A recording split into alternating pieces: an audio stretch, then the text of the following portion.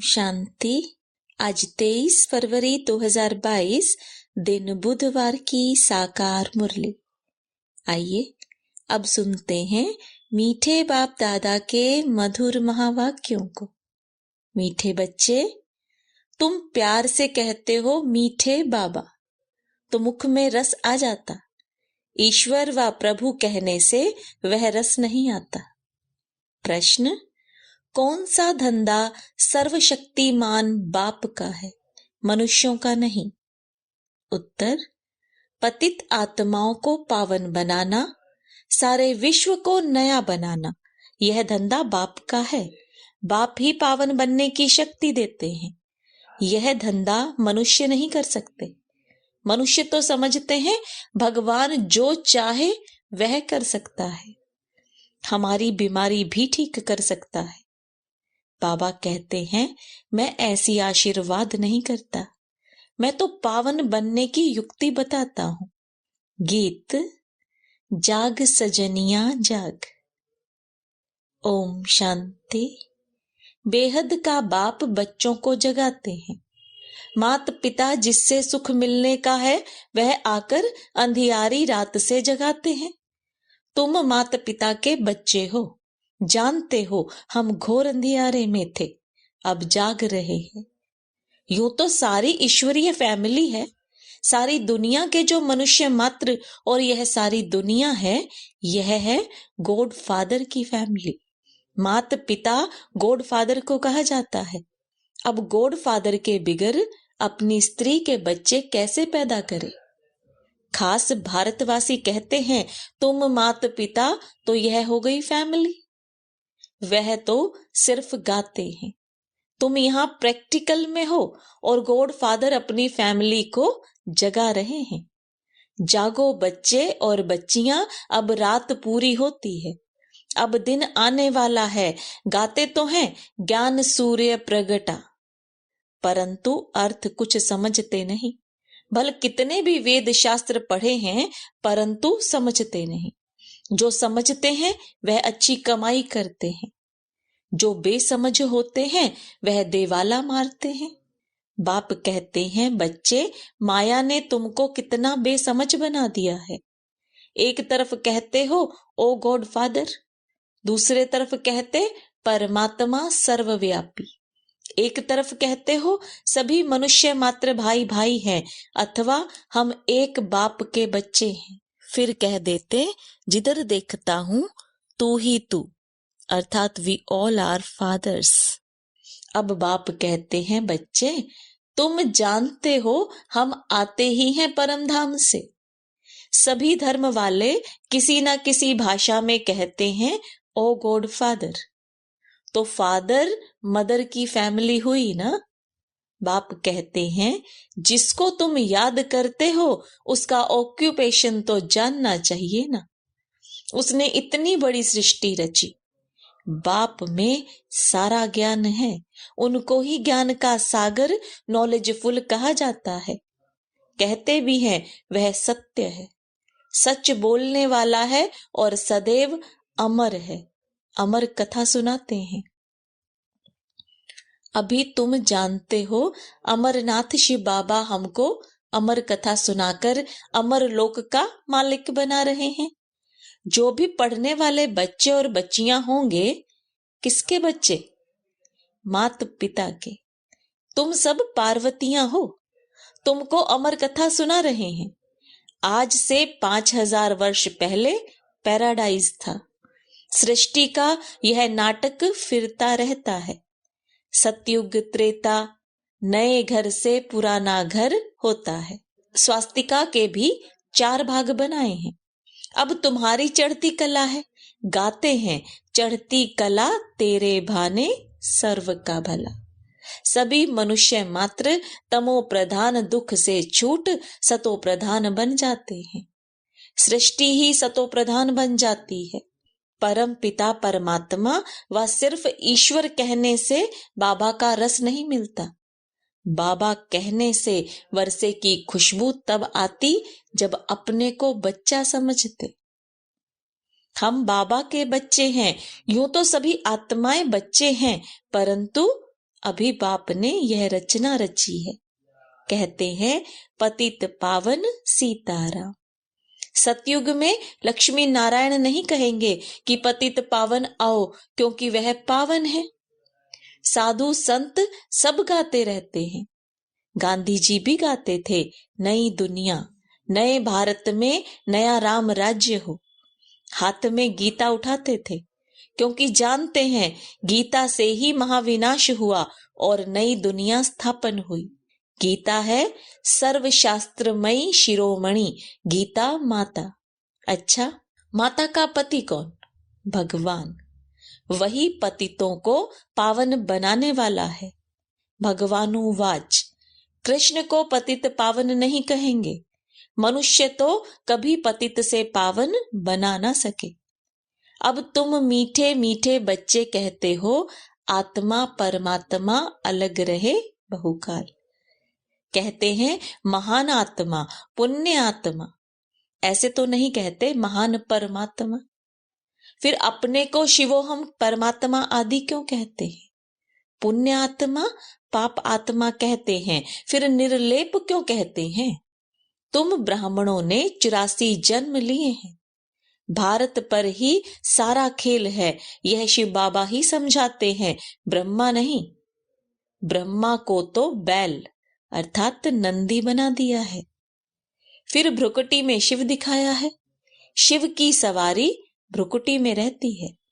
कोई पित्र आदि खिलाते हैं, आत्मा को बुलाते हैं, वह भी आकर बाजू में बैठती है। आत्मा एक स्टार है। कहते हैं भ्रुकुटी के बीच चमकता है अजब सितारा। अब तुम जानते हो यह बेहद का बड़ा खेल है। सेकंड सेकंड जो पास होता है वह मनुष्य ड्रामा के आधार पर एक्ट करता है। मनुष्य 84 जन्म कैसे लेते हैं? सभी 84 जन्म नहीं लेते। कोई तो अभी भी ऊपर से आते रहते हैं। अब बाबा कहते हैं जाग सजनिया जाग। कन्या जब शादी करती है तो उनके सिर पर मटकी रख उसमें दीवा जगाते हैं। बाप कहते हैं तुम्हारी आत्मा की ज्योति का घृत अब खत्म हो गया है। अब मुझे याद करो तो घृत भरते भरते दीवा जग जाएगा। फिर तुम मेरे पास आ जाएंगे। वह निराकार बाप ही क्रिएटर, डायरेक्टर और मुख्य एक्टर है। याद किसको करते हैं? क्या ब्रह्मा को, विष्णु को? नहीं, दुख में सब याद करते हैं गॉड फादर को। यह दुख सुख हार जीत का खेल है। माया हार खिलाती है, बाप जीत पहनाते हैं। कहते हैं सर्वशक्तिमान मैं हूं ना। ऐसे नहीं कि मैं बीमार हूं। भगवान आशीर्वाद करे तो मैं ठीक हो जाऊं। मैं कोई यह धंधा करने नहीं आया हूं। मैं आया हूं पतितों को पावन बनाने, श्रीमत देने। श्रेष्ठ ते श्रेष्ठ है शिव बाबा, फिर नंबरवार है, माला भी है ना। अब तुम जान गए हो कि हम ईश्वरीय फैमिली हैं। जैसे शिव बाबा की महिमा अपरंपार है, वैसे रचना की महिमा भी अपरंपार है। वैसे भारत की महिमा भी अपरंपार है। भारत में हीरे जवाहरों के महल थे। गॉड क्रिएटर है तो मदर भी चाहिए। जब तुम यहां बैठे हो तो पहले बाप की याद आनी चाहिए, फिर ब्रह्मा विष्णु शंकर सूक्ष्म वतनवासी की। ब्रह्मा द्वारा स्थापना हो रही है।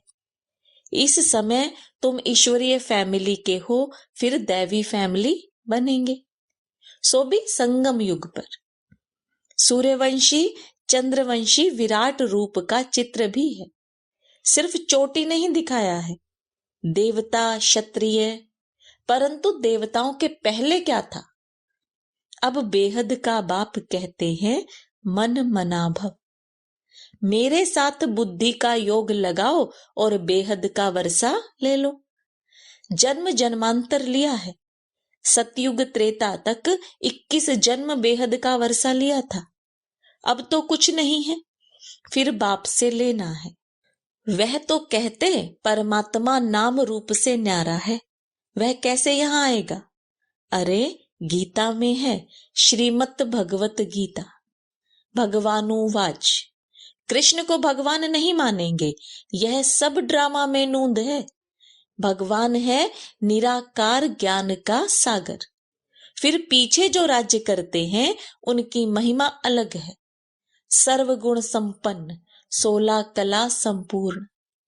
इस समय है सब हिंसक काम कटारी चलाने वाले।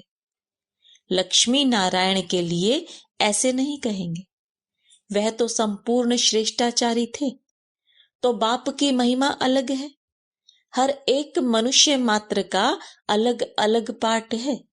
कितनी छोटी आत्मा, उनमें सारा पाठ भरा हुआ है। हूं मैं भी आत्मा, परंतु मुझे सुप्रीम कहते हैं। भक्ति मार्ग में बड़ा बड़ा लिंग बनाते हैं, वह भी रॉन्ग है। आत्मा तो सबकी एक जैसी स्टार है। ज्ञान सूर्य, ज्ञान चंद्रमा, ज्ञान सितारे भी हैं। ड्रामा में इतने पाठधारी हैं, हर एक का अपना अपना पार्ट है। कैसे यह ड्रामा बना हुआ है? इसको कहा जाता है कुदरती नाटक। बाकी वह नाटक तो कॉमन है। 4 घंटे का रील होगा, इनका रील तो 5000 वर्ष का है। वो लोग फिर कहेंगे कलयुग की आयु 4,32,000 वर्ष है। कितने गपोड़े हैं। मौत सामने खड़ा है तो भी घोर अंधियारे में पड़े हैं। बाप कहते हैं अब जागो, तुम भगत भगवान को याद करते आए हो।